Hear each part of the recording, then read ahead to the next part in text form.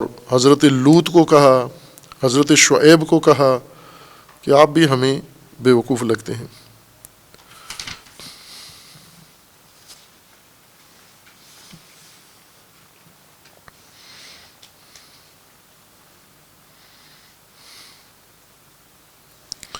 سورہ اعراف آیا 66 میں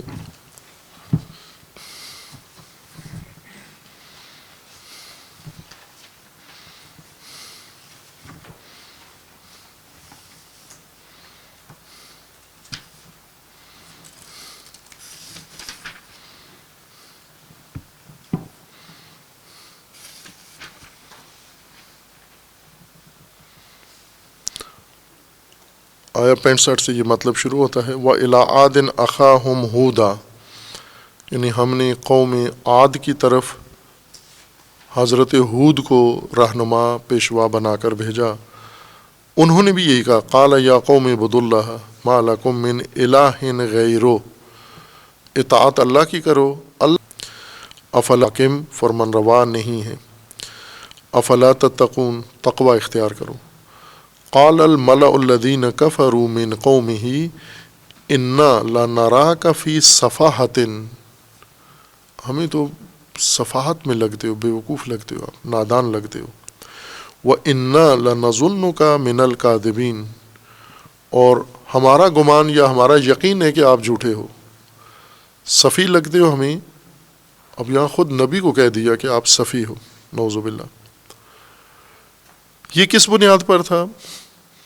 یہ بھی اسی بنیاد پر تھا کہ ہم ایک بہترین زندگی گزار رہے ہیں، سارے مفادات ہمیں حاصل ہیں، ملا ہیں، چونکہ یہ ملا کا مطلب یہ ہے کہ پر ہیں، بھرے ہوئے ہیں، خلا کے مقابلے میں ملا ہیں، یعنی بھری ہوئی زندگی ہے، جیب بھرے ہوئے ہیں، پیٹ بھرے ہوئے ہیں، گھر بھرے ہوئے ہیں، خزانے بھرے ہوئے ہیں، کسی چیز کی کمی نہیں ہے۔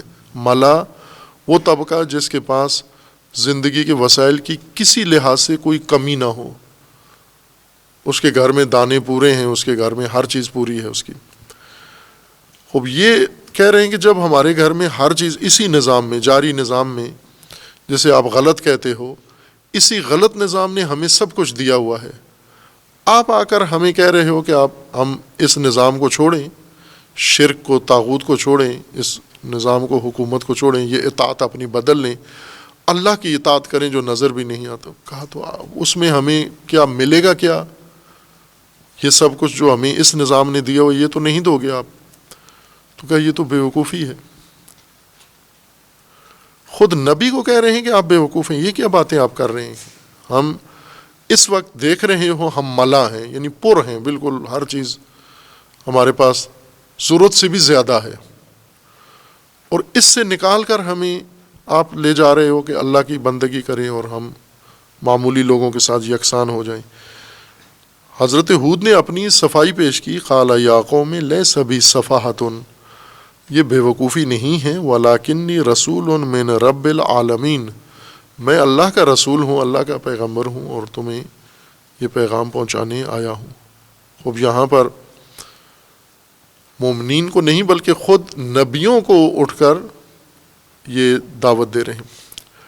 خب یہ کون سا طبقہ ہے؟ وہی ہیں جو مدینہ کے منافق ہیں، جو حضرت نوح کے زمانے کے ملا ہیں اور حضرت ہود کے زمانے کے ملا ہیں، یہ وہی ہیں جو تفکر ایک ہے، اور آج بھی یہی ہیں، یعنی تفکر قوم نوح والا ملا آج بھی یہاں پاکستان میں اور مسلمان ممالک میں تفکر آپ ساری دنیا میں چلے جائیں، یہی تفکر آپ کو وہاں بھی ملے گا۔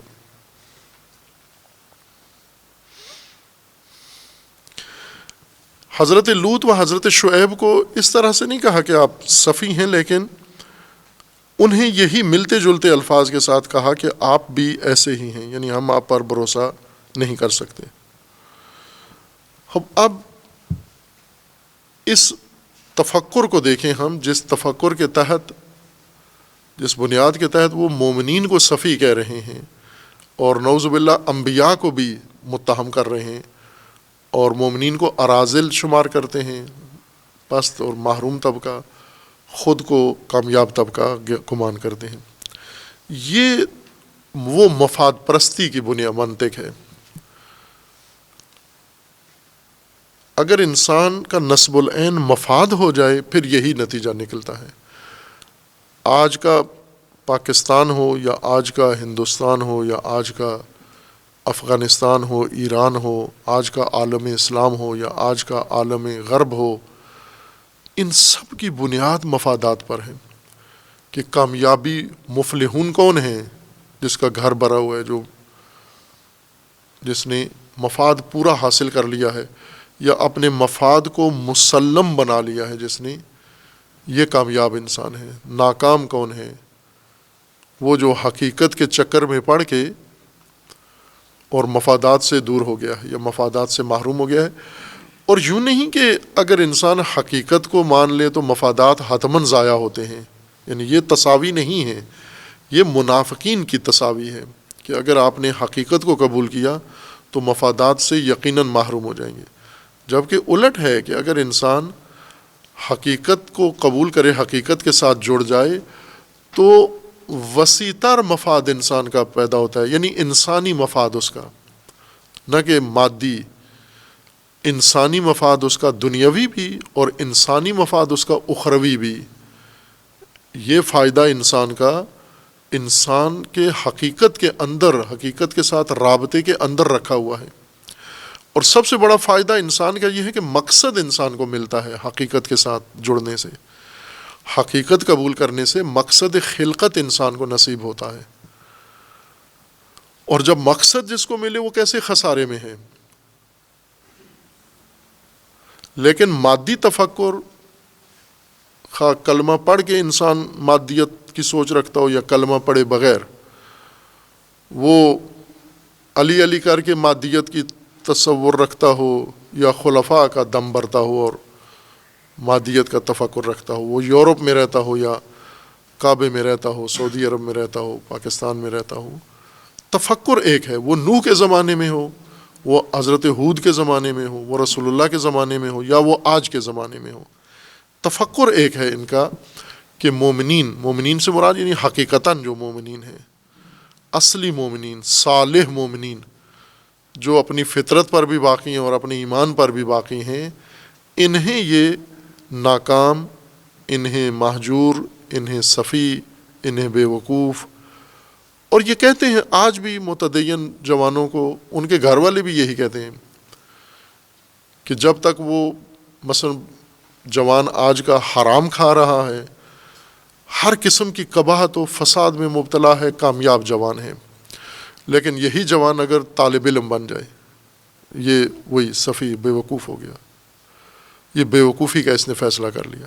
آج بھی وہی لوگ ہیں، وہی منافقت آج بھی ہے کہ آج اگر طالب علم بن گیا، مثلا آج کے زمانے میں سب سے زیادہ جو اظہار کیا جاتا ہے اس طرح کی بیزاری کے الفاظ کا، جو حضرت نوح کے زمانے کے ملا حضرت نوح کے ساتھیوں کے بارے میں کہتے تھے، یا حضرت ہود کے بارے میں خود شخصیت حضرت ہود کو جو ان کی قوم کہتی تھی کہ آپ تو ہمیں بیوقوف لگتے ہیں، انا لنراک فی صفاحۃ.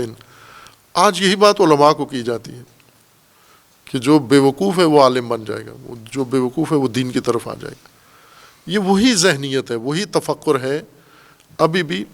اور اس تفکر سے مرعوب بہت ہوتے ہیں لوگ کہ ہم بے وقوف شمار ہوں گے، اگر ہم دین کی طرف آئے تو ہم بے وقوف شمار ہوں گے، تو ہم تو بڑے عقل مند رہنا چاہتے ہیں. لہٰذا اس روب میں آ کر، ارہاب ہے یہ، اس میں آ کر مرعوب بھی ہو جاتے ہیں، مرعوب بھی ہو جاتے ہیں اور وہ راستہ چھوڑ دیتے ہیں. خصوصاً ہلکے پن والے لوگ جن کے اندر واقعاً صفاحت ہے، وہ سماجی دباؤ کو قبول کر کے اپنا راستہ بدل لیتے ہیں، معاشرتی دباؤ قبول کر لیتے ہیں یا طبقاتی دباؤ. یا یہی طبقہ منافق جب ان کے خلاف پراپوگنڈا کرتا ہے تو یہ اپنے قبلے بدل دیتے ہیں، اپنے ارادے بدل دیتے ہیں، اپنا دین بدل دیتے ہیں، ان کے دباؤ میں آ جاتے ہیں. مومن شک کرنے لگتے ہیں اپنے راستے پر کہ لوگ تو ہمیں اراذل کہہ رہے ہیں، لوگ ہمیں بے وقوف کہہ رہے ہیں، لوگ ہمیں یہ کہہ رہے ہیں. پھر اس دوران بہت سارے عقل مند بننے کی کوشش کرتے ہیں. کتنے ایسے علماء ہیں داڑیاں منڈوا کے، مونچھیں بڑھا کے اور فساد میں مبتلا ہیں عام لوگوں کی طرح. یہ سمجھتے ہیں کہ پہلے ہم بے وقوف تھے، آج ہم عقل مند ہو گئے ہیں۔ اور اگر کوئی مومن اس طرف سے ادھر دین کی طرف آئے، خاندان سمیت سارے کہتے ہیں یہ بہت بڑا بے وقوف ہے، اس نے کیا کیا ہے، یہ اچھا خاصا مثلاً کما رہا تھا۔ خصوصاً اگر کوئی یورپ سے آ جائے دین کی طرف تو اس کو تو بالکل مور سارے لگا دیتے ہیں کہ اس سے بڑا بے وقوف تو دنیا میں نہیں ہے۔ یہ وہی انحراف ہے، یہ منافقت ہے اصل میں، پنہان ہے۔ اور پھر اس کے اور بھی، یعنی آج کے سماج میں اس کے اور بھی نمونے ہیں۔ یعنی یہ ایک ان کی منطق تھی کہ ہم عقل مند وہ ہے جو مفادات کی کو بھی میزان قرار دے، حقیقت کو نہ، اصولوں کو نہ، اقدار کو میزان قرار نہ دے، مفادات کو میزان قرار دے، اور کامیاب اس کو سمجھتے ہیں، باقیوں کو ناکام سمجھتے ہیں۔ قرآن کریم کا فرمانا ہے کہ یہ احمق ہیں، یہ بے وقوف ہیں، نہ کہ مومن۔ یہ جو مفاد کو بنیاد بنائے ہوئے ہیں، یہ اصل احمق، اصل سفی یہ ہیں، بے عقل یہ ہیں۔ اب ان کو قرآن نے کس بنا پر کہا ہے کہ یہ تو آج کے ہمارے چالاک لوگوں کی نسبت یہ تو اچھا سوچتے ہیں، مفادات اپنا بھی، خاندان کا بھی، بچوں کا بھی، یہ کس لحاظ سے بے وقوف ہیں؟ اس کو قرآن نے ذکر کیا، اور میزان بھی قرآن نے بیان کیا ہے کہ قرآن کے نزدیک، اللہ کے نزدیک صفی اور احمق کون ہوتا ہے، منافقوں کے نزدیک کون ہے، ملا اور اشرافیہ کے نزدیک کون ہے، دنیا داروں کے نزدیک کون ہے، اللہ کے نزدیک صفی کون ہے۔ اس میں تضاد ہے، جن کو اللہ صالح کہتا ہے منافق ان کو صفی کہتے ہیں، اور جن کو اللہ منافق کہتا ہے یہ اپنے آپ کو کامیاب کہتے ہیں، یہ معاشرے کے باعزت طبقہ اپنے آپ کو کہتے ہیں۔ تو اتنا فرق ہے قرآنی پیمانوں میں اور اللہ کے پیمانوں میں، اور ان کے دنیا داروں کے رائج پیمانوں میں، جس سماج میں ہم زندگی گزار رہے ہیں ان کے ان ترازوؤں میں اتنا فرق ہے کہ جو ادھر صالح ہے وہ ادھر صفی سمجھا جاتا ہے، اور جو اللہ کے ہاں صفی ہے اس کو ادھر صالح اور بڑا کامیاب انسان سمجھا جاتا ہے۔ باقی بات صلی اللہ علیہ وسلم۔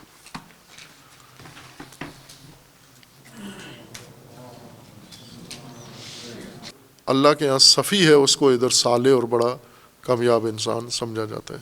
باقی بات صلی اللہ علیہ وسلم۔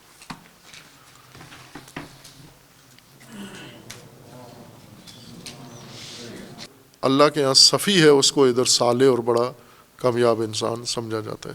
باقی بات صلی اللہ علیہ وسلم۔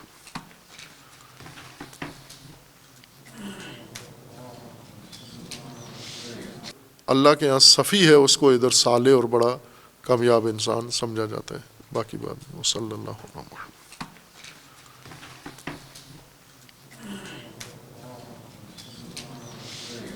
اللہ کے ہاں صفی ہے اس کو ادھر صالح اور بڑا کامیاب انسان سمجھا جاتا ہے۔ باقی بات صلی اللہ علیہ وسلم۔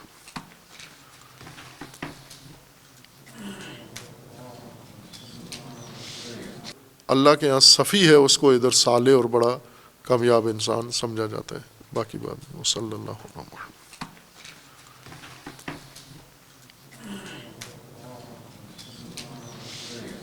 اللہ کے ہاں صفی ہے اس کو ادھر صالح اور بڑا کامیاب انسان سمجھا جاتا ہے۔ باقی بات صلی اللہ علیہ وسلم۔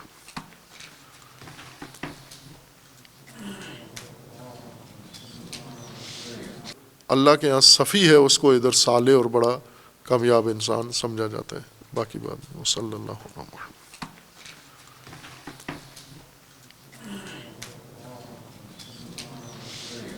اللہ کے ہاں صفی ہے اس کو ادھر صالح اور بڑا کامیاب انسان سمجھا جاتا ہے۔ باقی بات صلی اللہ علیہ وسلم۔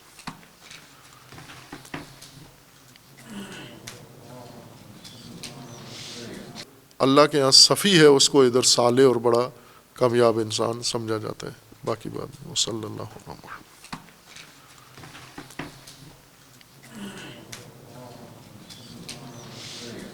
اللہ کے ہاں صفی ہے اس کو ادھر صالح اور بڑا کامیاب انسان سمجھا جاتا ہے۔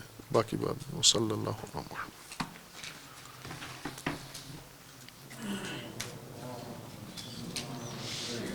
اللہ کے ہاں صفی ہے اس کو ادھر صالح اور بڑا کامیاب انسان سمجھا جاتا ہے۔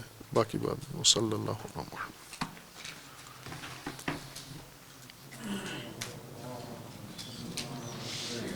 اللہ کے یہاں صفی ہے اس کو ادھر صالح اور بڑا کامیاب انسان سمجھا جاتا ہے.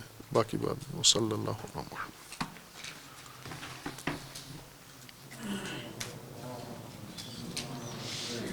اللہ کے یہاں صفی ہے اس کو ادھر صالح اور بڑا کامیاب انسان سمجھا جاتا ہے. باقی بات صلی اللہ علیہ وسلم.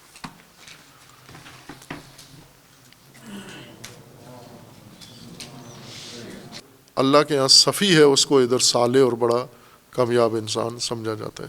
باقی بات صلی اللہ علیہ وسلم.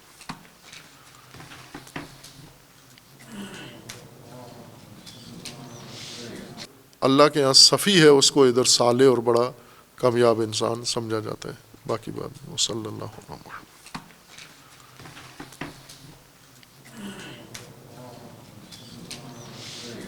اللہ کے یہاں صفی ہے اس کو ادھر صالح اور بڑا کامیاب انسان سمجھا جاتا ہے.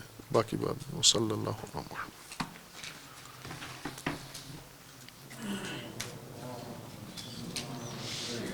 اللہ کے یہاں صفی ہے اس کو ادھر صالح اور بڑا کامیاب انسان سمجھا جاتا ہے. باقی بات صلی اللہ علیہ وسلم.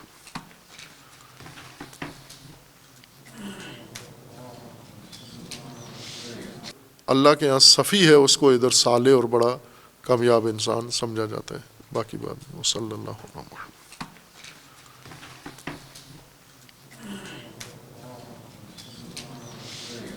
اللہ کے یہاں صفی ہے اس کو ادھر صالح اور بڑا کامیاب انسان سمجھا جاتا ہے. باقی بات صلی اللہ علیہ وسلم.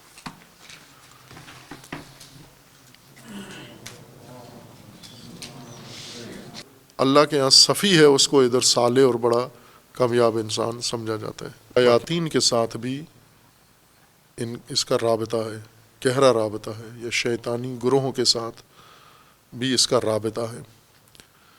شیاطین و شیطانی گروہوں سے وہ مراد نہیں ہے جو ہمارے ذہنوں میں تصور ہے شیطان کا یا شیطانی افراد کا یا شیطانی گروہوں کا.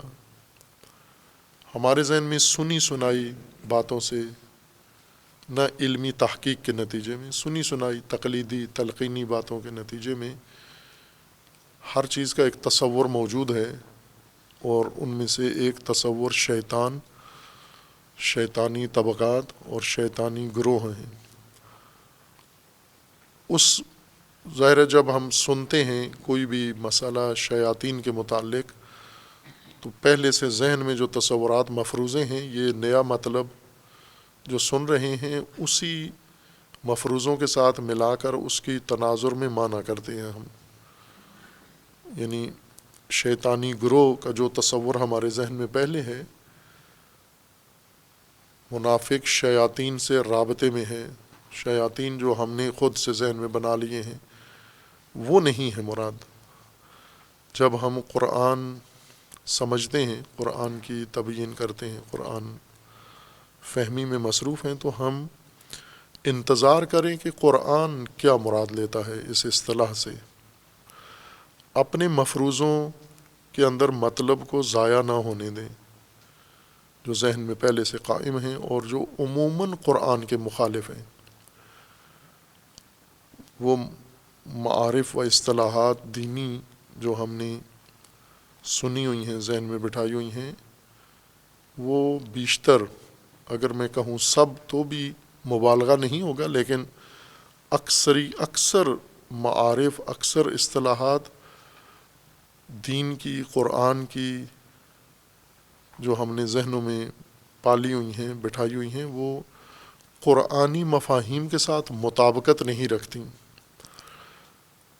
اس لیے جب ہم قرآن پڑھ رہے ہوتے ہیں تو ہم قرآن نہیں پڑھ رہے ہوتے، بلکہ اپنے ہی ذہن کے اندر بنے ہوئے مفروضوں کے اوپر اس کو تطبیق کر رہے ہوتے ہیں. ہم ہر بات میں یہ دھیان رکھیں اور انتظار کریں کہ قرآن کیا کہتا ہے، اس شیطان کس کو کہہ رہا ہے، شیطنت کیا ہے، شیاطین کیا ہیں، اور وہ کون سے طبقات ہیں، منافق جن کے ساتھ رابطہ رکھتا ہے. چونکہ ہم نے خود سے لوگوں کو شیطان کا عنوان دیا ہوا ہے، جو پسند نہیں آیا ہمیں، جو ہمارے والدین نے جس کو شیطان کہا، ہمارے استادوں نے جس کو شیطان کہا، اور ایک سب سے بڑی مصیبت جو موجودہ نسل سے ہے کے ساتھ مصیبت ہے، وہ یہ ہے کہ ہماری ذہنیتیں فرقہ وارانہ ذہنیتیں ہیں. ہم فرقوں کے متعلم ہیں، نہ اسلام کے دین کے. فرقوں نے اسلام کا ایک قالب بنایا ہے، اس کے اندر اس کو ڈالا ہے، پھر اپنی نسلوں کو تعلیم دیا ہے. اور وہ فرقہ وارانہ جو قالب ہے وہ اکثر قرآن کے خلاف ہے. قرآن کچھ اور رہنمائی کرتا ہے، اور فرقے کے قالب میں وہ بات ہمیں کسی اور طرح سے معلوم ہوتی ہے. ہم شیاطین عموماً اہل فرقہ یا فرقہ پرست لوگ، شیاطین ان کے فرقے کے باہر، چونکہ اپنے فرقے میں ان کو کوئی شیطان نظر نہیں آتا. یہ ایک الجھن ہے فرقہ وارانہ ذہنیت میں کہ آپ کے فرقے میں سارے ملائکہ ہیں اور مخالف فرقے میں کوئی انسان نہیں ہے، وہ سارے شیاطین ہیں. یہ عمومی تأثر ہے یہ فرقوں کا. جب فرقہ اپنے طلاب کو تعلیم دیتا ہے تو وہ انہیں فرقے کا ہی شاگرد بناتا ہے، انہیں قرآن کا شاگرد نہیں بناتا.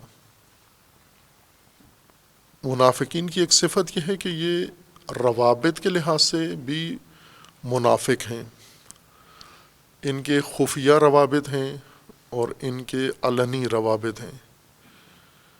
ان کے برملا روابط ہیں کھلے عام، اور ان کے پنہان روابط بھی ہیں.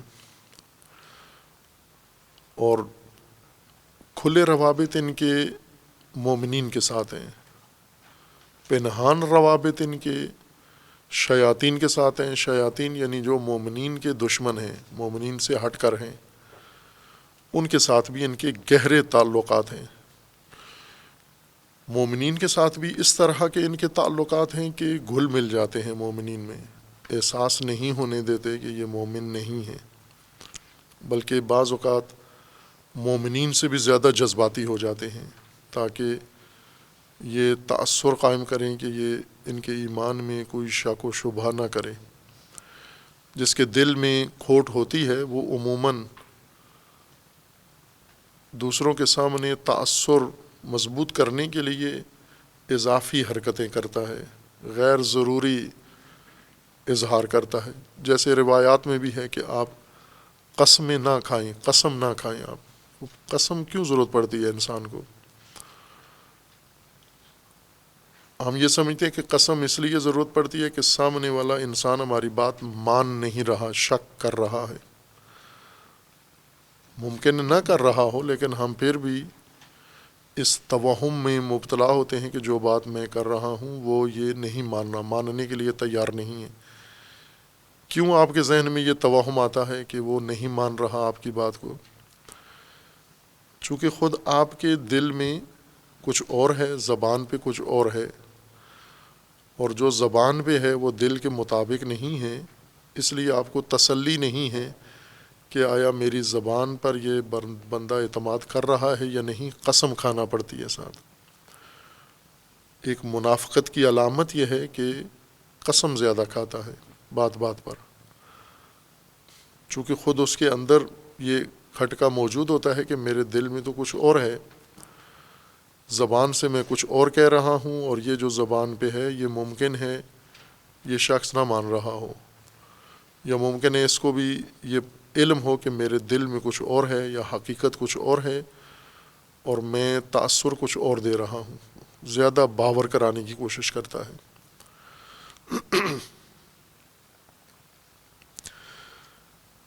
ان روابط کے توجیہ کیا ہے، کیوں یہ کام کرتا ہے؟ اب دونوں کو راضی بھی رکھتا ہے. جب مومنین کے پاس جاتا ہے تو ان کی پسند کی بات کرتا ہے. آمنا، مومنوں کو یہی پسند ہے کہ آمنا. اب مومنوں سے مراد قرآنی مومن ہیں، پاکستانی مومن آپ نہ مراد لیں، کیونکہ وہ نہیں خوش ہوتے اگر انہیں جا کر کہا جائے ہم مومن ہیں. انہیں کسی قسم کی خوشی کا اظہار نہیں، احساس نہیں ہوتا. لیکن مومن سماج کے اندر اگر آپ جائیں اور کہیں میں مومن ہوں، وہ مومن کو بہت خوشی ہوتی ہے دوسرا مومن دیکھ کر. مومن کو دیکھ کر خوش ہوتا ہے، چونکہ مومن کا بھائی ہے. قرآنی مومن مومن کا بھائی ہے، لیکن آج کا مومن جو اپنے آپ کو مومن کہلاتا ہے وما ہم بمومنین، اس کو اخوت کا احساس نہیں ہوتا، اس کے اندر الفت نہیں ہوتی، اس کے اندر محبت نہیں ہوتی، مومن کی نسبت کوئی رغبت نہیں ہوتی، بیزار ہوتا ہے اور اس کو اپنے لیے بوجھ سمجھتا ہے، اس کو چہ بسا نفرت کا بھی احساس کرتا ہے، اس سے دوری۔ چونکہ ہم ایک ایسے سماج میں ہیں جس میں کہلاتے ہم مومن ہیں، لیکن معیار ہمارے سارے غیر مومنانہ ہیں، طبقاتی، قومی، علاقائی روابط ہیں۔ آپ اپنے اندر یہ بات تطبیق کریں کہ آپ کو اپنے علاقے کے علاوہ دیگر مومنین سے مل کر کتنی خوشی ہوتی ہے، اپنے علاقوں کے ملنے والوں سے کتنی ہوتی ہے، تو یہیں سے تصدیق ہو جائے گی کہ ہم کون سے مومن ہیں۔ یا جو آپ کی زبان بولتا ہے، آپ کا ہم زبان ہے، آپ کا رشتہ دار ہے، آپ کے قریبی ہے، تو ہم ایمانی روابط تو نہیں رکھتے، ہم قبائلی روابط رکھتے ہیں، نسبی روابط ہیں، علاقائی روابط ہیں، لسانی روابط ہیں، چونکہ ہمارے اندر کششیں اور محبتیں اور تعلقات ان بنیادوں پر قائم ہیں۔ اس لیے ہمیں اپنے علاقے کا فاسق آدمی دیکھ کر خوشی ہوتی ہے، کسی دوسرے علاقے کا مومن دیکھ کر بھی بالکل احساس نہیں ہوتا۔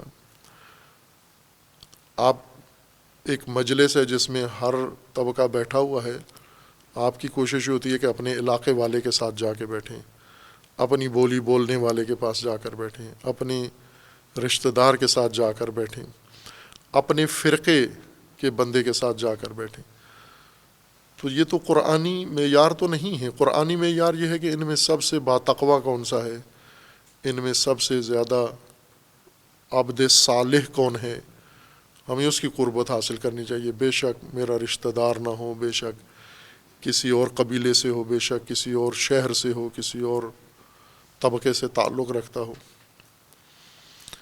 یا پھر طبقاتی معاشرے میں اگر ایک آدمی غریب ہے، فقیر طبقے سے تعلق رکھتا ہے اور مومن ہے، دوسرا امیر طبقے سے تعلق رکھتا ہے، تو یہ امیر طبقے والے کو کوئی خوشی نہیں ہوتی فقیر مومن کو دیکھ کر۔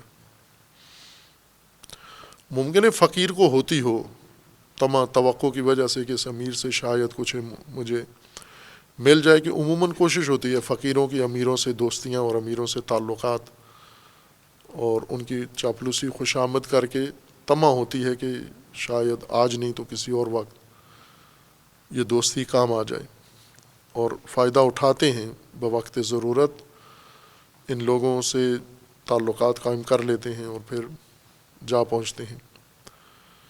آپ سے فلاں مجلس میں ملاقات ہوئی تھی، آپ فلاں جگہ جامعہ میں آئے تھے، وہاں آپ سے ملے تھے، مشکل پیش آ گئی ہے تو فوراً استفادہ بھی کر لیتے ہیں ان سے، لیکن محبت نہیں ہوتی، وہ تو لالچ ہے، ضرورت کی وجہ سے فقیر امیر کی طرف طمع رکھتا ہے، محبت تو نہیں رکھتا ایمان کی وجہ سے۔ امیر کو فقیر سے کوئی رغبت و محبت نہیں ہے۔ اس لیے یہ سماج تو قرآنی معیاروں کے مطابق مومن نہیں ہے، یہ اپنے معیاروں کے مطابق مومن ہے، یہ آبائی مومن ہے، الہی مومن نہیں ہے۔ مومن طبقہ مومن سے خوش ہوتا ہے، جو شخص بھی کہے میں مومن ہوں تو اس کو خوشی ہوتی ہے، یہ مومن ہے، یعنی یہ ہمارا ہے، یہ ہمارا بھائی ہے، یہ ہماری امت کا حصہ ہے، یہ ہمارا جز ہے یہ، اور اس کا باقی عطا پتہ اس کے لیے اتنی اہمیت نہیں رکھتا کہ آپ ہو کہاں سے، آپ آئے کہاں سے ہو، آپ کس قوم قبیلے سے تعلق رکھتے ہو، یہی کہ مومن ہے بس کافی ہے یہ ہمارے لیے۔ لہٰذا جب یہ مومن سماج میں، یعنی کیوں مومنین کو تاثر دیتے ہیں کہ ہم مومن ہیں، چونکہ مومنین مومنین سے خوش ہوتے ہیں اور مومنین مومنین کو قبول کرتے ہیں، اور مومنین مومنین کو ترجیح دیتے ہیں روابط میں۔ مومن ہمیشہ ہر کام میں مومن کو ہی ترجیح دیتا ہے، مثلا مومن کاروبار کرے گا تو مومن کو ترجیح دے گا، مومن نے اگر کوئی چیز خریدنی ہے تو مومن کو ترجیح دے گا، مومن نے کوئی چیز بیچنی ہے مومن کو ترجیح دے گا۔ فرقوں میں بھی یہ کام ہوتا ہے کہ ایک فرقے کے لوگ اپنے فرقے کو ترجیح دیتے ہیں، لیکن وہ اور معیار ہے. جیسے قبائلیوں میں آپس میں بنیاد قبیلہ ہے، فرقوں میں بنیاد ایمان نہیں ہے، فرقہ ہے، ہم مذہب ہونا. کتنا ہی جاہل انسان ہو، کتنا ہی برا انسان ہو، لیکن ہمارے فرقے کا ہے، ہم اس کو ترجیح دیتے ہیں. یہ جاہلیت ہے. یہ قبائلیت کی بنیاد پر، قومیت کی بنیاد پر، لسانیت کی بنیاد پر، علاقائیت کی بنیاد پر، معیاروں پر روابط قائم کرنا، یہ جاہلیت ہے. ایمان کو بنیاد قرار دیں روابط کے لیے، یہ قرآنی معیار ہے. وَإِذَا لَقُوا الَّذِينَ آمَنُوا، جب مومنوں سے ملاقات کرتا ہے، یہ بیٹھتا ہے، لقاء ہوتی ہے اس کی، تو کہتا ہے قالوا آمنا. یہ طبقہ منافق کہتے ہیں ہم مومن ہیں. وَإِذَا خَلَوْا إِلَىٰ شَيَاطِينِهِمْ، جب اس ملاقات سے اٹھتے ہیں اور دوسری نشستوں میں، دوسری محفلوں میں جاتے ہیں، شیاطین کی محفلوں میں جاتے ہیں، وہاں جا کر قالوا انا معاکم، شیاطین کو پتہ ہوتا ہے یہ مومنوں سے مل کر آئے ہیں، یا یہ مومنوں کے ہاں بھی آنا جانا ان کا ہے، اور شیاطین کی طرف بھی ان کا آنا جانا ہے. تو شیاطین کے سامنے اپنے آپ کو یہ شرمندہ سمجھتے ہیں، چونکہ شیاطین خوش نہیں ہیں ان سے کہ آپ مومنین سے کیوں ملتے ہو. مومنین کے علم میں نہیں ہے کہ یہ شیاطین سے ملتے ہیں، شیاطین کے علم میں ہے کہ یہ مومنین سے ملتے ہیں. لہٰذا مومنین ان سے نہیں پوچھتے کہ آپ شیاطین کے پاس کیوں بیٹھتے ہو، چونکہ یہ خفیہ رکھتے ہیں، خلوت میں یہ کام. اذا خلو، مومنین کے ساتھ ہے. اذا لقوا، جب ملاقات کرتے ہیں، یعنی کھلی ملاقات، برملا تعلق ان کے ساتھ رکھتے ہیں. لیکن جب یہ شیاطین کے پاس جاتے ہیں تو خلوت میں جاتے ہیں. تو خلوت کی بات عام معاشرے کو، سماج کو نہیں پتہ ہوتی، چھپ کے ہوتی ہے، پنہان کاری سے ہوتی ہے. لیکن شیاطین کو ان کی جلوت کی ملاقاتوں کا علم ہے کہ یہ کہاں کہاں جاتے ہیں، کس کس سے، چونکہ کھلے بند ہو جاتے ہیں، برملا جاتے ہیں، اس لیے شیاطین کے علم میں ہے یہ کہاں کہاں جاتے ہیں، اور وہ ان کا مواخذہ کرتے ہیں، آپ کیوں گئے تھے وہاں پر. پھر ان کو جواب دینا پڑ جاتا ہے کہ ہم مومنین سے کیوں ملتے ہیں. مومنین نہیں ان سے مواخذہ نہیں کرتے، چونکہ مومنین کو علم ہی نہیں ہوتا کہ یہ خلوت میں شیاطین کے پاس اٹھتے بیٹھتے ہیں، ان کا تعلق شیاطین سے بھی ہے.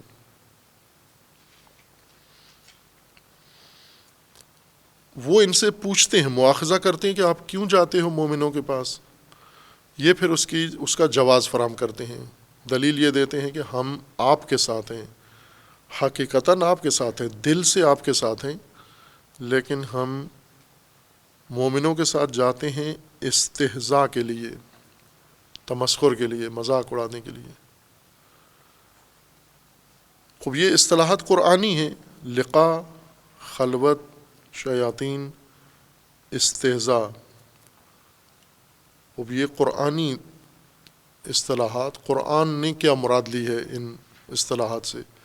ہمارے ذہن میں پہلے سے ان کے بارے میں معنی یا تصور موجود ہے، لیکن قرآن ہمارے ذہنی مفروضے کو نظر میں رکھ کر نہیں ہماری رہنمائی کر رہا، اپنے معنی مراد کو مد نظر رکھ کر یہ چیز بیان کر رہا ہے. اس کو آج کی موجودہ صورت میں دیکھیں تو قرآنی یہ مطلب بہت وسیع ہے. یعنی ملاقاتیں تو جسمانی طور پر روبرو بیٹھ کر لقاء کہتے ہیں، ایک جسم دوسرے جسم سے قریب تر ہو جائے. لیکن آج اور لقاء سے مراد رابطہ ہے، چونکہ وہ زمانہ بدوی زمانہ تھا اور ابتدائی زمانہ تھا، اس میں ملاقات کے لیے جسمانی طور پر روبرو حاضر ہونا ایک دوسرے کے ساتھ یہی ضروری تھا. لیکن آج یہ ملاقات کا مفہوم بہت پھیل گیا ہے، وسیع ہو گیا ہے. یعنی جسمانی رابطے کے بغیر انسان، جسمانی دوری کے ساتھ بھی انسان قریب رابطہ کسی بھی طبقے سے، کسی فرد سے قائم رکھ سکتا ہے، جو تحول، انقلاب روابط میں اور مواصلات میں اور ان تعلقات کے اندر قائم ہوا ہے۔ ٹیکنالوجی کی مدد سے روابط بڑھ گئے ہیں، روابط عام ہو گئے ہیں اور روابط وسیع پھیل گئے ہیں بہت۔ خوب، ایک روابط یہ ہے کہ انسان، جیسے زیادہ تر روابط اب ٹیلی فون پر ہیں، زیادہ تر روابط میڈیا کے ذریعے ہیں، زیادہ تر روابط آن لائن ہیں، فاصلاتی روابط ہیں، یعنی فاصلوں میں، جسمانی فاصلوں میں بیٹھ کر قریب روابط ہیں انسان کے لوگوں سے۔ شاید گھر میں رہنے والوں سے اتنا قوی رابطہ نہ ہو جتنا میڈیا کے اوپر کسی گروپ کے اندر موجود لوگوں سے رابطہ ہے، جن کے ساتھ انسان تمام مسائل تبادلہ کرتا ہے، ہر طرح کی بات ان کے ساتھ پیش کرتا ہے۔ خوب، یہ روابط اسی لقاء میں آتے ہیں، اور جب یہ انسان روابط یعنی خواہ جسمانی روابط ہوں یا فاصلاتی روابط ہوں موجودہ ٹیکنالوجی کی مدد سے، یہ روابط بھی انسان دو طرح سے کرتا ہے۔ اس میں ہر گروہ کا حصہ بنا ہوا ہے، مثلا میڈیا گروپ ہیں بنے ہوئے، اور ان میں سے ہر گروپ میں انسان کا نام ہے۔ مومنین کے گروپ میں بھی نام اس کا چل رہا ہے، شیاطین کے گروپ میں بھی موجود ہے۔ مومنین کا گروپ اوپن ہے، عام ہے، کھلا ہے، ہر ایک اس میں آ بھی سکتا ہے اور ہر ایک کو پتہ بھی ہے کہ اس میں کون کون ہے۔ شیاطین نے اپنے گروپ محدود پنہان رکھے ہوئے ہیں، یہ احساس نہیں ہونے دیتے کہ کون کون ہمارے گروپ کا حصہ ہے۔ اس لیے شیاطین آسانی سے مومنین کے روابط کشف کر لیتے ہیں۔ مثلا مومنین کے ساتھ آنا جانا کس کا ہے، مومنین کے مرکز میں کون آتا جاتا ہے، مومنین کی مسجد میں کون آتا جاتا ہے، مومنین کے علاقے میں کس کا آنا جانا ہے، مومنین کی مجلس میں کون آتا جاتا ہے۔ میڈیا کے ذریعے مومنین، آج کل کی مومنین کی مجلس زیادہ عام ہوتی ہے، چونکہ وہ خود فلم بنا کر نشر کر دیتے ہیں کہ یہ ہماری مجلس میں آئے ہیں۔ یہی لوگ جب مومنین کی مجلس میں ان کی تصاویر نشر ہوتی ہیں تو ان کے شیاطین وہ ان سے پوچھتے ہیں کہ کیوں گئے تھے وہاں پر آپ، ان کو جواب دینا پڑ جاتا ہے کہ ہم کیوں گئے تھے وہاں پر۔ اگر تو مومن ہو تو وہ تو جواب دیتا ہے کہ میں مومن ہوں، یہ مومن ہیں، ہمارا ان کے ساتھ ایمانی رابطہ ہے، آپ کون ہوتے ہیں ہم سے پوچھنے والے کہ ہم کہاں جاتے ہیں کہاں نہیں جاتے۔ اگر تو انسان مومن ہو، وہ تو اپنا ایمانی رابطہ رکھتا ہے اور اس کے اوپر کسی کو جواب دہ نہیں ہے، فقط اپنے اللہ کے سامنے جواب دہ ہے۔ یہ ایسے ہی ہے جیسے کوئی اپنے خاندان میں اپنے بیوی بچوں کے ساتھ روابط رکھے اور شیاطینوں سے پوچھیں کہ کیوں ملتے ہو بیوی بچوں سے۔ طبعی رابطہ ہے، فطری رابطہ ہے۔ مومن کا مومنوں کے ساتھ رابطہ، مسلمان کا مسلمان کے ساتھ رابطہ، قرآنی سماج میں، ایمانی سماج میں مومن سے مومن کا رابطہ فطری رابطہ ہے۔ سوال نہیں پیدا ہوتا کہ کیوں ملتے ہو، سوال اس غیر فطری رابطے پر ہوتا ہے کہ وہاں کیوں جاتے ہو۔ جہاں فطری رابطہ ہے، یعنی محفل مومنین کی ہے، مرکز مومنین کا ہے، مجلس مومنین کی ہے اور یہ مومن ہے، تو یہاں تو اس کو حتماً جانا چاہیے۔ بلکہ اگر کسی مومن کا مومنین سے نہیں ہے رابطہ، وہاں پوچھا جائے کہ آپ کا کیوں نہیں ہے رابطہ، نہ کہ مومن مومنوں کے پاس جائے تو وہاں سوال پوچھا جائے کہ آپ کیوں جاتے ہیں وہاں پر۔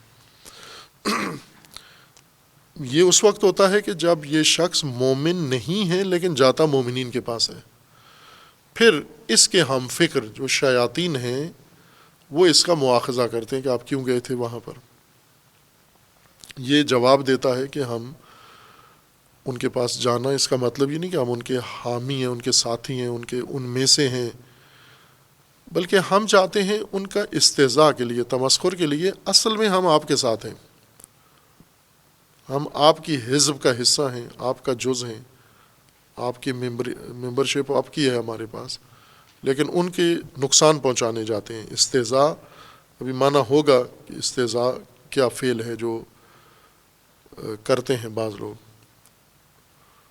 لوگ اپنے آپ کو مومن کہلاتے ہیں اور ہوتے مستہزی ہیں، اور استہزاء اگر انہیں سمجھ میں آ جائے کیا ہوتی ہے تو پھر اپنے ایمان کا بھی پیمانہ ان کو مل جائے گا کہ ہم کتنے مومن ہیں اس استہزاء کے عالم میں۔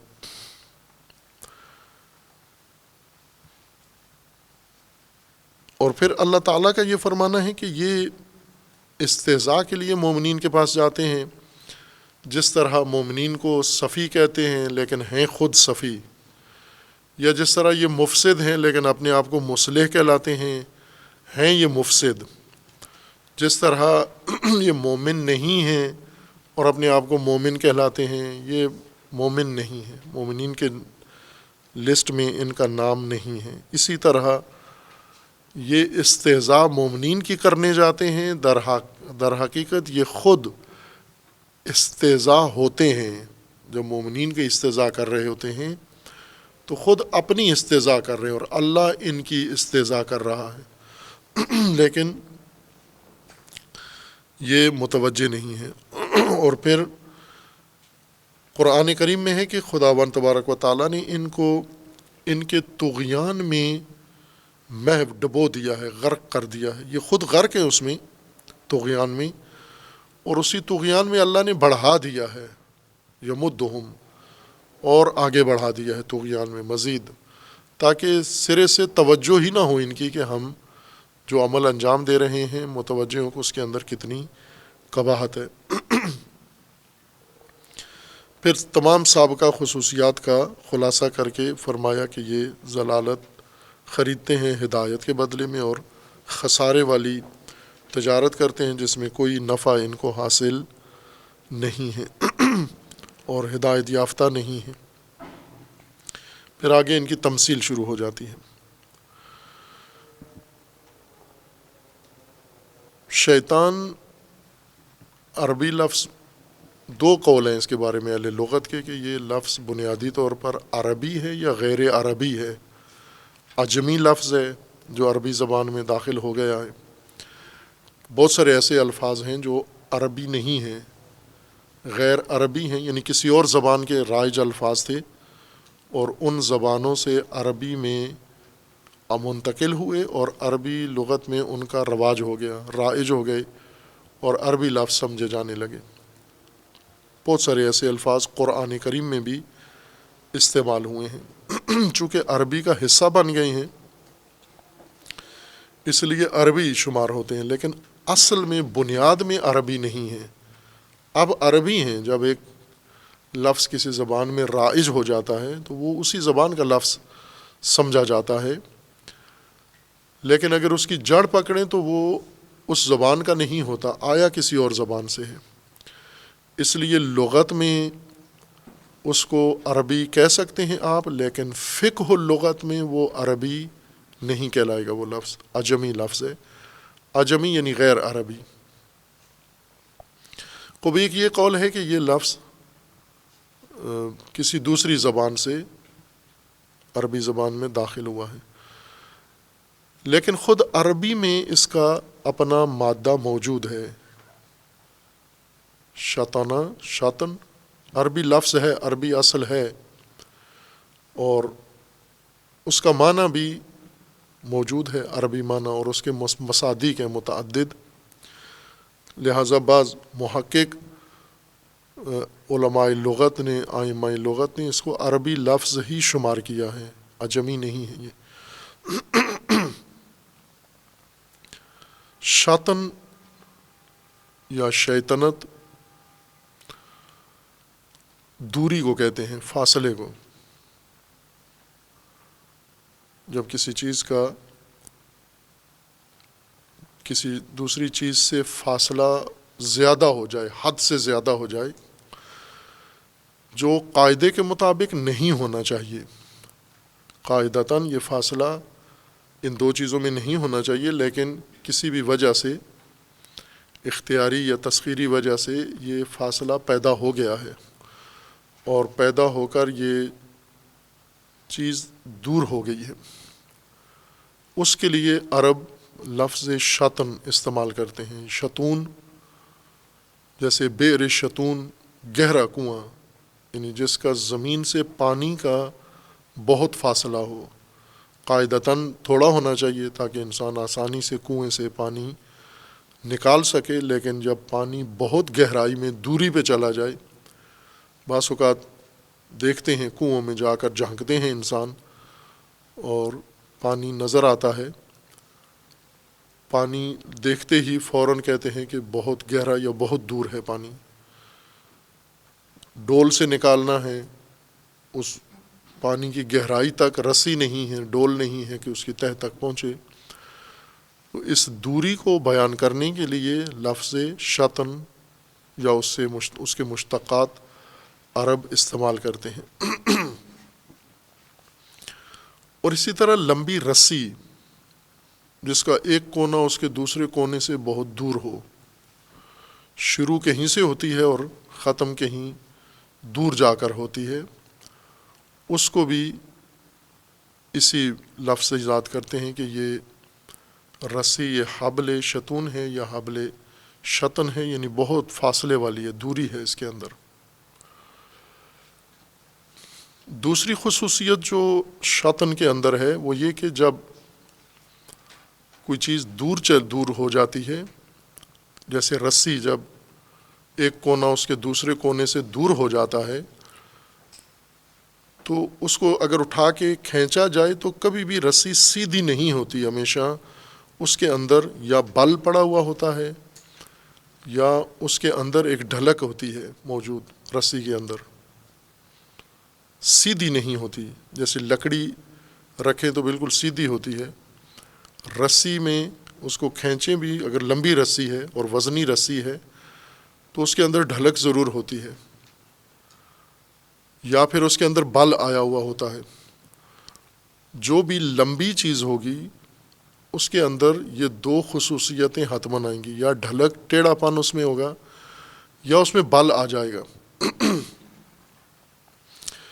اس کو بھی نظر میں رکھا گیا کہ اگر ایک صرف دوری ہو اس کو بود کہتے ہیں، لیکن دوری ہو ایسی دوری جس کے اندر کجی بھی ہو، کج بھی ہو، ٹیڑھی بھی ہو، اس کے اندر انحناء بھی ہو، ٹیڑھا پن ہو یا اس کے اندر بل پڑا ہوا ہو، اس دور شے کو یا اس لمبی شے کو شیطنت کہتے ہیں، اس کو شطن کہتے ہیں۔ یہ عربوں کے ہاں اصل معنی ہے شطن کا، دور اور کج ٹیڑھی شے جس کے اندر بل ہو یا ڈھلک ہو جس کے اندر۔ خوب یہ اشیاء میں متصور ہے، جیسے رسی ہے، جیسے کنواں ہے، جیسے راستہ ہے۔ مثلا راستہ اگر دور ہو بہت اور ٹیڑھا ہو تو اس کو شطن کہیں گے، یا رسی لمبی ہو، کنواں گہرا ہو، اس کو وہ شطن کہتے تھے۔ اور پھر اشیاء سے یہ لفظ منتقل ہوا روابط کے اندر۔ روابط انسانوں کے آپس کے روابط مختلف ہوتے ہیں، ان روابط میں بسا اوقات قرب ہوتا ہے، روابط میں نزدیکی ہوتی ہے روابط میں، اور نزدیکی ہونے کی بنیاد پر اس میں کسی قسم کا ٹیڑھا پن نہیں ہوتا، کوئی بل روابط کے اندر نہیں ہوتا، کوئی ڈھلک روابط میں نہیں ہوتی، کجی نہیں ہوتی، بالکل ملائم اور اچھے روابط جس کو کہتے ہیں۔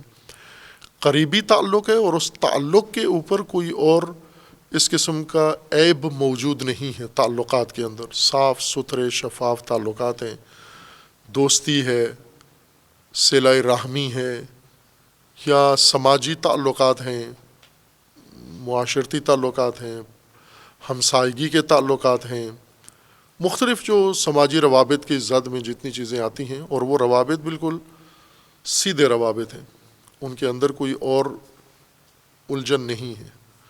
لیکن بعض اوقات یہ روابط اس طرح کے ہوتے ہیں کہ قربت ختم ہو جاتی ہے، دوری ہو جاتی ہے، مربوط لوگوں کے اندر دوری آ گئی ہے، اور دوری اس طرح سے آئی ہے کہ بیچ میں کجی بھی آ گئی ہے، بیچ میں ٹیڑھا پن بھی آ گیا ہے، ڈھلک بھی آ گئی ہے روابط میں. یعنی بیچ میں کوئی غلط فہمی بھی ہو گئی ہے، یا بیچ میں کوئی غلطی بھی ہو گئی ہے، روابط کو متاثر کرنے والی کوئی شے بھی بیچ میں پیدا ہو گئی ہے. خب اس قسم کے روابط کو جو دوری ہو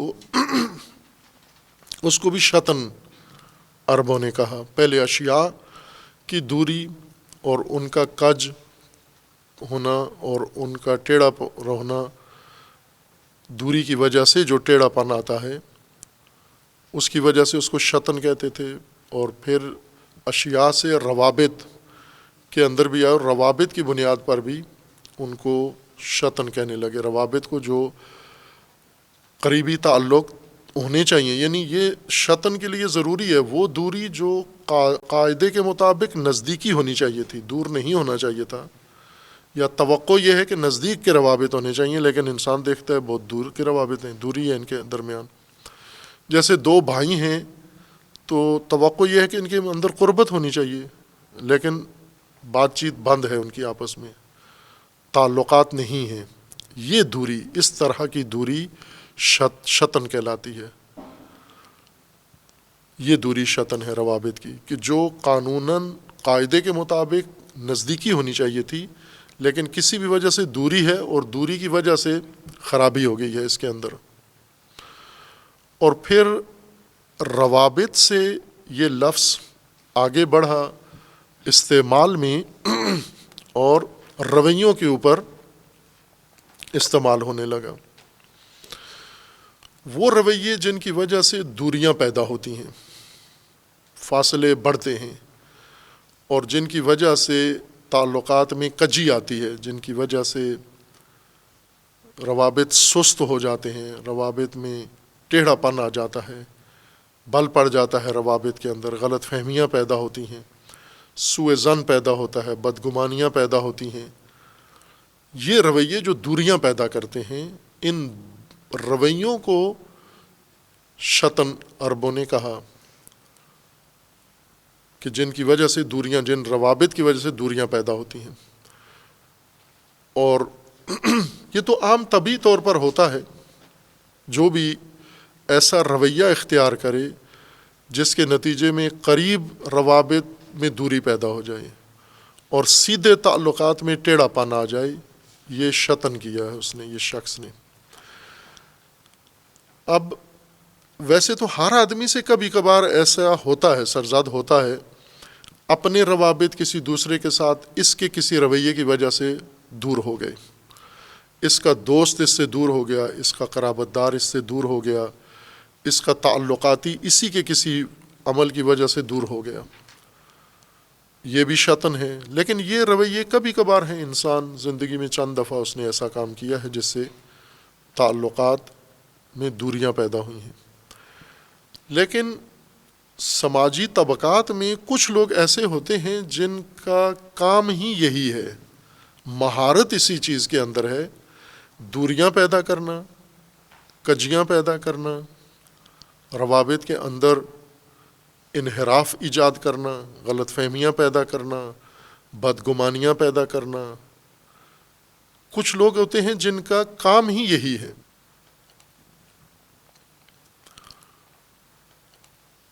یہ جن کا مسلسل یہ وتیرہ بن جائے، یہ رویہ ان کا مسلسل عمل، ایک ثابت عمل بن جائے، ان کی شخصیت کی پہچان بن جائے. جیسے کچھ لوگ ہوتے ہیں جن کا کام ہوتا ہے تعلقات قریب کرنا، دور لوگوں کو قریب کرنا. یہ بھی کچھ لوگوں کی پہچان بن جاتی ہے، دور لوگوں کو، دور طبقات کو آپس میں ملانا، یہ اس کی پہچان بن گئی ہے.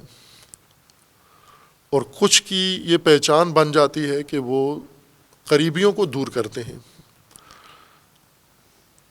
جو قریبیوں کو دور کرتے ہیں، اب یہ روابط انسانوں کے مابین شرط نہیں ہے، رابطہ انسان کا انسان سے، رابطہ انسان کا وسائل سے، رابطہ انسان کا مراکز سے، رابطہ انسان کا امت سے، رابطہ انسان کا رہبر سے، انبیاء سے، ائمہ سے، اللہ سے، روابط میں یہ ساری وسعت موجود ہے۔ مثال کے طور پر انسانی روابط بات ہو رہی ہے، ورنہ گھر کے ساتھ رابطہ بھی ایسا ہی ہے کہ یہ گھر کے ساتھ، اپنے گھر کے ساتھ رابطہ انسان کا دور ہو جائے، اپنے مذہب سے رابطہ دور ہو جائے، اپنے دین سے رابطہ کٹ جائے اور دور ہو جائے انسان، یہ سب شطن ہے یہ۔ اور یہ فاصلے پیدا کرنے والے اصل شطن دوری ہے، دوری جس کے اندر انحراف ہو، کجی ہو، اور جس کے اندر ڈھلک ہو، ٹیڑھا پن ہو۔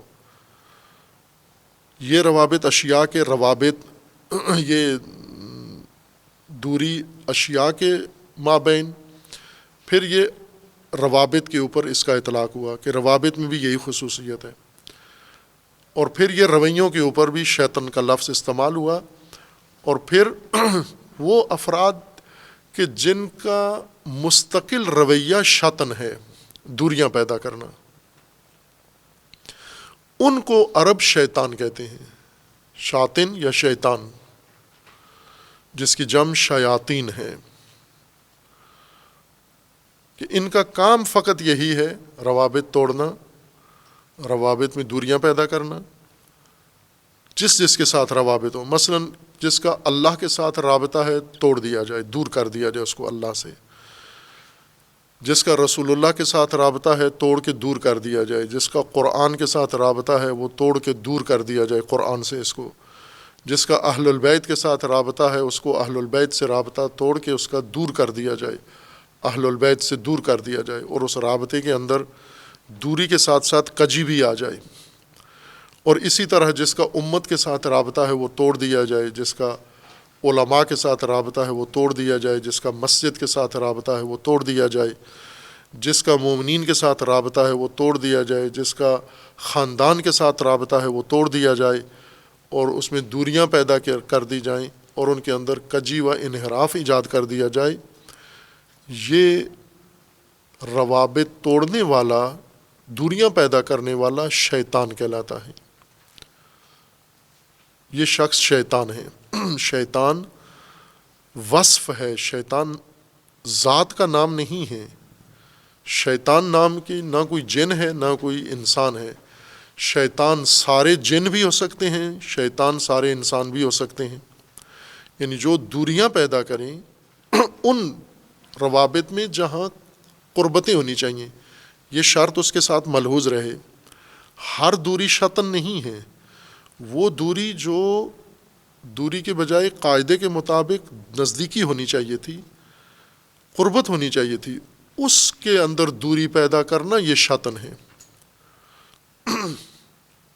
جیسے کنویں کا پانی جب انسان جاتا ہے، دیکھتا ہے پیاسا آدمی کنویں کے پاس جاتا ہے تو اس کی توقع یہ ہے کہ پانی نزدیک ہوگا، میرے پاس جتنی رسی اور ڈول ہے اتنا پانی ہوگا، میں کھینچ کے نکال لوں گا۔ لیکن جب وہ جھانکتا ہے اور دیکھتا ہے کہ پانی تو بہت دور ہے، وہاں پر وہ کہتا ہے شطن الماء یا شطن البئر، یعنی بہت گہرا ہے، بہت دور ہے، بہت فاصلے پر ہے، یہاں میری رسائی، یعنی اتنی دور ہے کہ میری رسائی نہیں ہے یہاں پر۔ اس دوری کا مطلب یہ ہوتا ہے، شطن دوری ہے وہ دوری جہاں پر رسائی مشکل لگ رہی ہو، ممکن نہ لگ رہی ہو، وہ دوری۔ خوب روابط میں بھی اسی طرح سے ہے، جو جہاں قربت ہونی چاہیے تھی، مثلا کئی جگہ سگے بھائیوں کے اندر اتنا فاصلہ بڑھ جاتا ہے، اجنبی آدمی جس کو نہیں معلوم ان کے تعلقات کا، اس کو یہ توقع ہوتی ہے کہ میں ان کے گھر میں جاؤں گا، دونوں بھائی ایک ساتھ ملیں گے، لیکن جب جاتا ہے وہ دوسرا بھائی اس بھائی کے گھر میں قدم رکھنے کے لیے تیار نہیں ہے، جس محفل میں یہ بھائی ہو اس محفل میں دوسرا بھائی بیٹھنے کے لیے تیار نہیں ہے۔ اب اس کی یہ توقع ہوتی ہے کہ دونوں بھائی ہیں، اگر برفرض ناراض بھی ہیں تو میں ان کو ملا دوں گا، توقع یہ ہوتی ہے چونکہ بھائی ہیں، لیکن جب ان سے بات کرتا ہے تو پھر اس کو احساس ہوتا ہے کہ یہ تو دوری شطن والی دوری ہے، یعنی ناممکن ہے، مشکل ہے اس دوری کو قربت میں بدلنا، اتنی دوری پیدا کر دی گئی ہے، اور جو دوریاں پیدا کرے اس کو شیطان کہتے ہیں۔ خب یہ ایک خود سماجی کردار ہے شیطنت.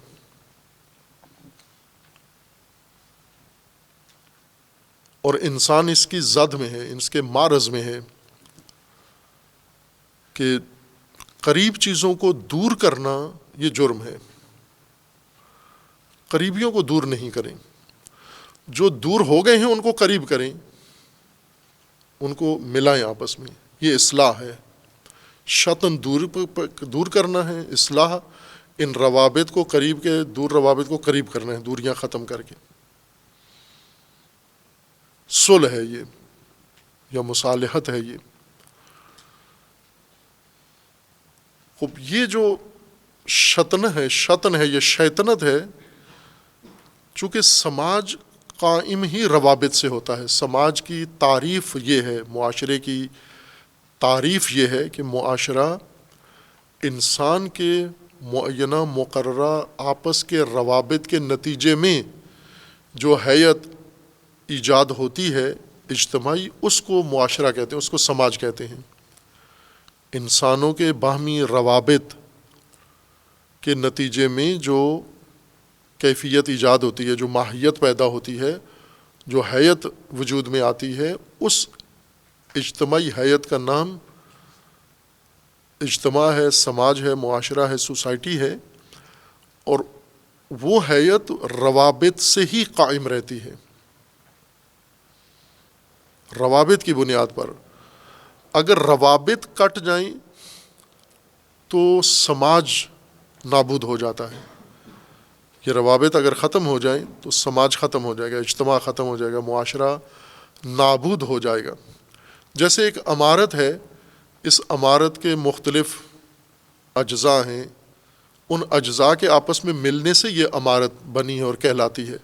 اگر اس اجزاء کا رابطہ ہر اینٹ کا دوسری اینٹ سے رابطہ توڑ دیا جائے، چھت کا رابطہ دیواروں سے ختم کر دیا جائے، ستونوں سے ختم کر دیا جائے، ستونوں کا رابطہ بیم سے ختم کر دیا جائے، اور اسی طرح عمارت کے دیگر جو حصے ہیں ان کا آپس میں ان کو منقطع کر دیا جائے، عمارت نہیں رہے گی باقی. روابط اگر منقطع ہو جائیں سماج ختم ہو جاتا ہے. اس لیے قرآن کریم کا جو حکم ہے، یا ایھا الذین آمنوا اصبروا وصابروا ورابطوا، وہ اصل بنیادی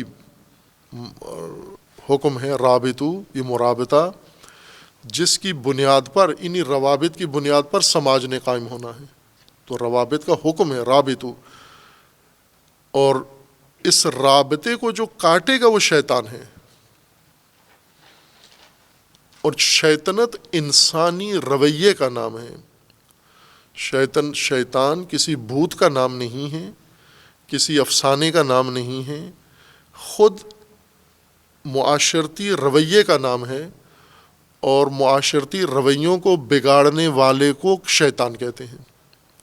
سماجی رویوں کو بگاڑنے والے کو شیطان کہتے ہیں. اب مومن سماج اگر وجود میں آیا ہے، جیسا قرآن کا فرض ہے، جس طرح عہد رسول اللہ صلی اللہ علیہ وآلہ وسلم میں مومن سماج مدینہ میں قائم ہوا تھا.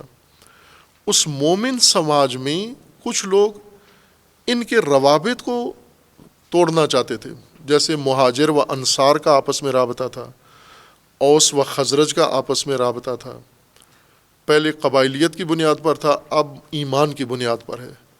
اس ایمانی رابطے کو مسلسل کچھ لوگ ختم کرنے میں مصروف تھے. انہوں نے تنظیمیں بنائی ہوئی تھیں، انجمنیں بنائی ہوئی تھیں، گروہ بنائے ہوئے تھے، ٹولے بنائے ہوئے تھے، اور مسلسل اس فکر میں تھے کہ یہ سماجی روابط، اجتماعی روابط، ان کے اندر خلل پیدا کیا جائے، بگاڑ پیدا کیا جائے. بعض اوقات کامیاب بھی ہو جاتے تھے. منافقین جو مدینہ کے تھے دو طرح کے تھے. ایک شروع سے مومن نہیں ہوئے تھے، ضرورت کے مطابق اپنے آپ کو مومن کہلانا شروع کر دیا. جیسے سادات کو اگر خمس دیا جا رہا ہو تو کچھ لوگ ضرورت کے مطابق سید بن جاتے ہیں. سید ہوتے نہیں ہیں، چونکہ سادات کے نام پر کوئی چیز مل رہی ہے لہذا سید بن جاؤ. کچھ منافق ایسے تھے جو شروع سے مومن نہیں ہوئے، وہ ہرگز ایک دن کے لیے بھی ایمان قبول نہیں کیا انہوں نے، لیکن اپنے آپ کو ضروریت کی وجہ سے مومن کہلاتے تھے۔ کچھ ایسے تھے جو پہلے حقیقتاً مومن ہو گئے تھے، واقعاً ایمان میں آ گئے تھے، پھر شیاطین نے ان کو منافق بنایا، ان شیاطین کے ہتھے چڑھے، انہوں نے ان کو توڑا، رسول اللہ سے توڑا، دین سے توڑا، اللہ سے توڑا، امت سے توڑا، مومنین سے جدا کیا، ان شیاطین کی وجہ سے دور ہوئے۔ یوں نہیں ہے کہ سارے شروع سے پہلے دن سے منافق تھے، پہلے دن کچھ لوگ مومن تھے، دوسرے عام مومنین کی طرح، کما آمن الناس، اسی طرح ایمان لائے تھے، لیکن جب شیاطین کے ہتھے چڑھے تو کٹ گئے، دور ہو گئے۔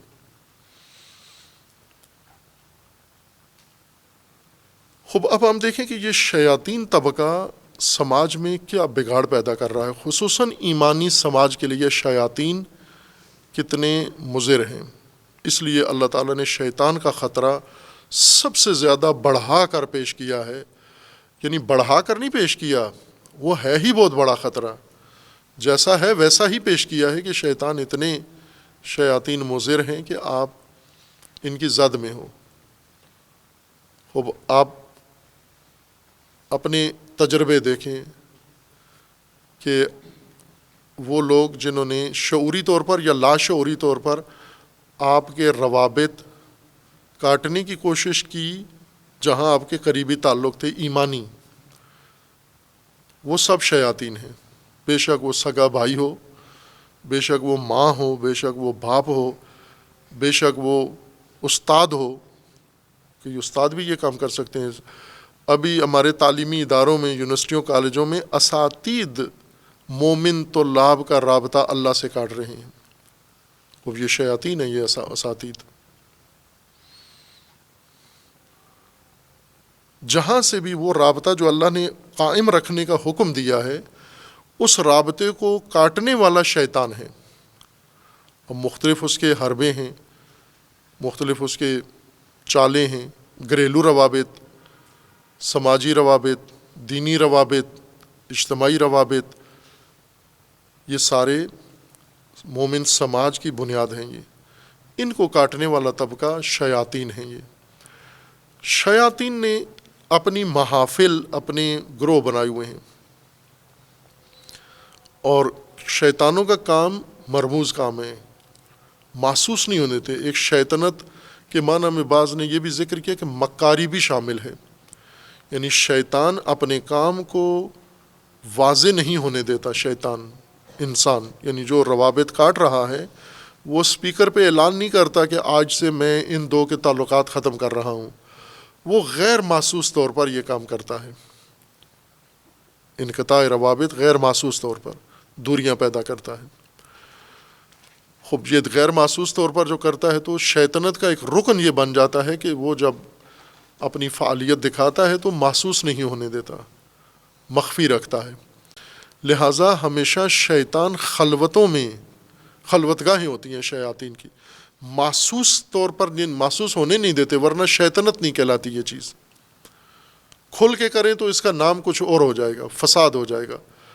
چونکہ کھل کے نہیں کرتے، مخفی طور پر کرتے ہیں، لہٰذا یہ شیطنت کہلاتی ہے یہ چیز۔ خوب اب مومنین کے اندر منافقین ہیں، یہ منافقین شیاطین کے پاس جاتے ہیں، یہ منافقین مومنین کے پاس بھی آتے ہیں۔ مومنین کو آ کر کہتے ہیں ہم مومن ہیں، شیاطین کو آ کر کہتے ہیں کہ نہ، ہم مومنوں کے پاس جب جاتے ہیں تو مومن نہیں، اس وجہ سے نہیں جاتے کہ ہم مومن ہیں، ان میں سے ہیں، ہم تمہارے میں سے ہیں۔ ان کو کہتے ہیں کہ قالوا انا معاکم، ہم آپ کے معیت میں ہیں، آپ کے ساتھی ہیں، شیطانوں کے ساتھی ہیں ہم، لیکن یہ ہماری سماجی ضرورت ہے کہ ہم ان کے پاس جائیں، اور انہیں بھی جا کر ہم فائدہ نہیں دیتے، انہیں جا کر ہم نقصان پہنچاتے ہیں۔ بہت سارے لوگوں کو یہ شکوہ ہوتا ہے کہ کچھ لوگ کیوں نہیں آتے، مومنوں کو مثلا احساس ہوتا ہے کہ فلاں فلاں شخصیات یا فلاں فلاں ہمارے پاس کیوں نہیں آتے۔ اگر وہ آئیں تو کریں گے کیا؟ وہ اگر آئیں گے آپ کو آ کر کریں گے استہزاء، حوصلہ شکنی، یعنی منافقین آتے ہیں مومنین کو نقصان پہنچانے. تو مومنین کو شوق نہیں ہونا چاہیے منافقوں کا کہ وہ منافق کیوں نہیں آتے ہمارے پاس. ہماری محافل میں، ہماری مجالس میں، مومنین کی محفلوں میں منافق کیوں نہیں آتے. قرآن کہہ رہے کہ منافق اگر مومنوں کے ہاں جائے بھی تو نقصان پہنچا کے آتا ہے، استہزاء کر کے آتا ہے، خرابی کر کے آتا ہے. تو آپ کو کیوں اتنی طمع ہے کہ منافق بھی، آپ بھیڑ بڑھانا چاہتے ہو، رش، مومنوں کے رش زیادہ دکھانا چاہتے ہو، منافقوں کو ساتھ ملا کر پھر مومنوں کی گنتی زیادہ دکھانا چاہتے ہو. تو جمہوریت تو نہیں ہے، ایمان ہے. ایمان میں منافق کے ذریعے سے نفری میں، مومنوں کی نفری میں اضافہ نہیں ہوتا، بلکہ منافقوں کے ذریعے سے ایمان میں فرق آتا ہے، مومنوں میں فرق آتا ہے. اور یہ جو آج مومن ہیں، اگر منافقوں نے ان کے اندر آنا جانا جاری رکھا تو یہ بھی منافق بن جائیں گے. مومن ہونے کے بعد یوں نہیں کہ اس کی انشورنس ہو جاتی ہے کہ اب مرنے تک یہ منافق نہیں بنے گا. نہ، چند دن منافق کے ساتھ بیٹھے، 5ویں دن منافق ہوگا. یہ کم از کم آثار نفاق کے، اس کی بولی آپ کو سمجھ میں آ جائے گی منافقت والی ہے. اس کے سوالات، اس کے اشکالات، اس کے اعتراضات منافقت والے ہوں گے. یہ اثر ہوتا ہے منافق کے ساتھ بیٹھنے کا، منافق کی ملاقاتوں کا اور منافق کی خلوتوں کا. باقی بعد میں انشاءاللہ. صلی اللہ علیہ وسلم.